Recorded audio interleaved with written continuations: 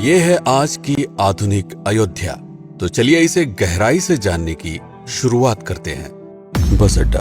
राम मंदिर से 7 किलोमीटर की दूरी पर 14 बीघा जमीन पर 219 करोड़ की लागत से लखनऊ हाईवे पर नया बस अड्डा बनकर तैयार है। Railway station. मंदिर से 1 किलोमीटर की दूरी पर 240 करोड़ रुपए में नया रेलवे स्टेशन डिजाइन किया गया है। भविष्य में अयोध्या से दिल्ली, मुंबई, चेन्नई, बेंगलोर, पुणे, कोलकाता, नागपुर, लखनऊ और जम्मू जैसे शहरों के लिए विशेष रेलगाड़ियां चलाई जाएंगी। हवाई अड्डा। 1450 करोड़ रुपए में लगभग 1300 बीघे में फैला हुआ प्रयागराज हाईवे पर नाके के पास बनाया गया है नया एयरपोर्ट। यहाँ से राम मंदिर की दूरी सिर्फ 12 किलोमीटर है। भविष्य में कई बड़े महानगरों के लिए सीधे उड़ानें उपलब्ध होंगी। घाघरा जलमार्ग। अगर आपके पास अपनी खुद की मोटर बोट है तो छपरा से घाघरा यानी सरयू नदी की सैर करते हुए लगभग 300 किलोमीटर नदी में चलकर भी अयोध्या पहुंच सकते हैं। भविष्य में इस रूट के लिए भी मोटर बोट चलाए जाने का प्रस्ताव है। राम मंदिर। अयोध्या के राम मंदिर की कुल कीमत है 1800 करोड़। पूरी तरह बन जाने के बाद अयोध्या का मुख्य आकर्षण होगा। राजस्थान के मशहूर मकराना के पत्थरों से आकार लेते इस मंदिर की अनुमानित उम्र होगी लगभग 1000 साल। 22 जनवरी को पहली मंजिल का उद्घाटन होगा, जिसमें राम की बाल्यावस्था की मूर्ति रखी जाएगी। बाकी की 2 मंजिलों का कार्य चलता रहेगा। खजुराहो के मंदिरों की नागर शैली के आधार पर इसे तराशा जा रहा है। मंदिर का कुल क्षेत्रफल 156 एकड़ या 251 बीघा है।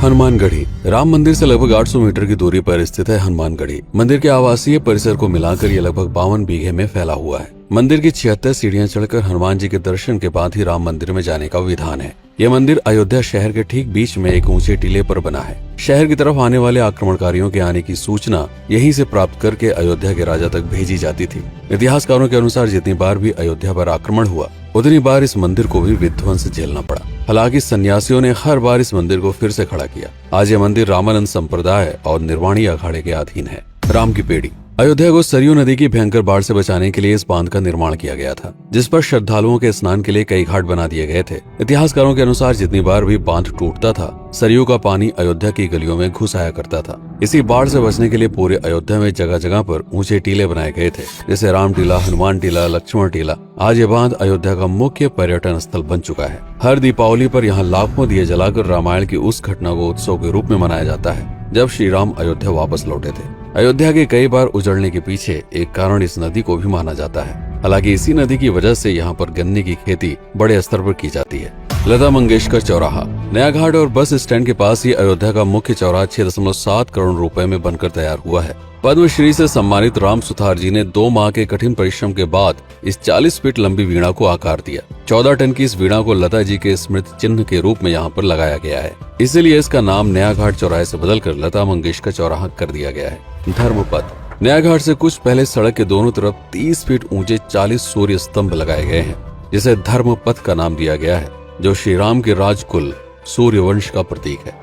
दशरथ समाधि स्थल। नए बस अड्डे के बगल से एक पतली रोड कछार से आगे बढ़ते हुए लगभग 12 किलोमीटर दूर ले आती है दशरथ समाधि स्थल, जो बिलहर घाट पर मौजूद है, जिसके बारे में मान्यता है कि यहाँ पर राजा दशरथ का दाह संस्कार हुआ था। राम मंदिर के साथ ही इस जगह को भी पर्यटन स्थल के रूप में विकसित किए जाने की योजना पर कार्य चल रहा है। भरत कुंड। अयोध्या से 15 किलोमीटर दूर है नंदीग्राम। यहाँ मौजूद तालाब को भरत कुंड कहते हैं। मान्यता है कि इसी जगह से भरत ने पूरे अयोध्या का राज कार्य संचालित किया था। पर्यटकों के लिए इस स्थान को भी विकसित किया जाएगा। गुप्तार घाट। राम की बेड़ी से सरयू नदी के किनारे चलते हुए 10 किलोमीटर दूर स्थित है गुप्तार घाट। ये कैंट एरिया में पड़ता है। इस जगह को श्री राम के जल समाधि के रूप में महत्व दिया जाता है। इसके अलावा अयोध्या नगर में हर गली में कई विशेष मंदिर हैं, जिनकी अपनी मान्यताएं हैं, कथाएं हैं, विशेषताएं हैं। पूरी तरह से विकसित हो जाने के बाद नई अयोध्या को पूरी तरह से जानने के लिए, इसका आनंद लेने के लिए कम से कम 3 दिनों तक यहाँ रुकने की आवश्यकता है। देश विदेश से ज्यादातर पर्यटक भारत आते हैं उत्तर प्रदेश में आगरे का ताजमहल देखने और प्राचीन नगर काशी और सारनाथ घूमने। प्रश्न ये है कि अयोध्या घूमने और श्री राम का मंदिर देखने के लिए भला विदेशी क्यों आएंगे? और इसका कारण है भारत में लिखी गई राम कथा की सबसे पहली और प्राचीन पुस्तक रामायण। भारत में रामायण के अलावा कंबोडिया में रीमकेर, थाईलैंड में रामकियन जो कि वहाँ की राष्ट्रीय पुस्तक है, इंडोनेशिया में ककनिक, नेपाल में भानुभक्त रामायण जैसी पुस्तकों में वाल्मीकि की रामकथा से प्रेरणा लेकर इसे अपने अपने देश की संस्कृत के हिसाब से फिर से लिखा गया है। पात्रों के नाम, कुछ नई घटनाओं के अलावा मूल रामकथा सभी में एक जैसी है। इसके अलावा भारत में ही रामकथा को लेकर संस्कृत में 7 संस्करण, हिंदी में 3 संस्करण, गुजराती में 47, उड़िया में 14, तेलुगु में 5, कन्नड़ में 4 और अन्य भाषाओं में लगभग 17 संस्करण मौजूद हैं। इसके अलावा लिखे गए नाटक, कविताएं आदि को भी अगर मिला दिया जाए तो इस दुनिया में 300 से अधिक तरह से राम कथाएं बार बार लिखी गई हैं। इन सभी राम कथाओं पर कई विशेषज्ञों ने समय समय पर अध्ययन किया और अपने विचार दिए। Father Camille Bulcke, Hermann Jacobi, Wendy Doniger, Edward अल खरर, Alf Hiltebeitel, Paula Richman, Aubrey Menen, Ramesh Menon, Radha Vishwanath, Shantanu Gupta, Meenakshi Jain, Lala Sitaram, Swami Gyanananda Saraswati जैसे कई लोगों ने समय समय पर राम कथा को लेकर गहन शोध किया और इसमें छिपे हुए मूल कथा के साथ ही इसके इतिहास को समझने का प्रयास भी किया। राम कथा थी कौशल प्रदेश के द्वारा किष्किंधा और लंका पर विजय प्राप्त करने की पहली बार एक अखंड भारत के निर्माण की। रामायण महत्वपूर्ण इसलिए हो जाता है क्योंकि ये अखंड भारत युद्ध से अधिक व्यक्ति के आदर्शों, सूझबूझ, मित्रता जैसे गुणों से स्थापित हुआ।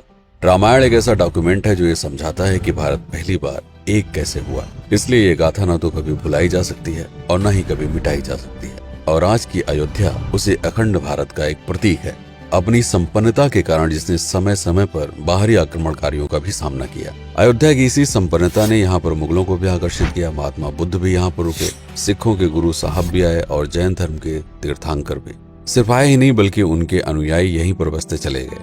अयोध्या कितनी बार बसी, कितनी बार उजड़ी, इसके बारे में बहुत अधिक प्रमाण उपलब्ध नहीं है। सूर्यवंश के पतन के साथ ही अयोध्या का भी पतन होता रहा। बीच में कई सौ सालों तक अयोध्या मानो विलुप्त सी हो गई। इसका कारण क्या था, इसका कोई प्रमाण नहीं है। अयोध्या को फिर से खोजकर उसे स्थापित करने में बार बार राजा विक्रमादित्य का नाम आता है, लेकिन विक्रमादित्य एक उपाधि है जिसे कई राजाओं को दिया गया था। तो ये कहना मुश्किल है कि किस कालखंड के कौन से राजा ने यह कार्य किया। कुछ विशेषज्ञों का मत है कि यह काम उज्जैन के राजा विक्रमादित्य ने किया होगा। नंद वंश, मौर्य वंश, शुंग वंश, गुप्त वंश आदि